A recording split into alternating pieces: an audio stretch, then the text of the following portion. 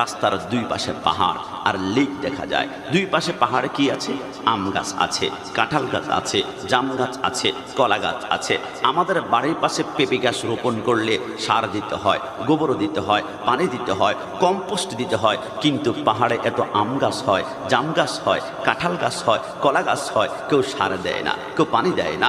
আপনি খেয়াল করেছেন 1 কেজি ইলিশ মাছের দাম হচ্ছে 1800 থেকে 1900 টাকা। লাক্ষা মাছ 1 কেজি কিনতে হলে 1600 টাকা। কোরাল মাছ 1 কেজি কিনতে হলে 1100 টাকা।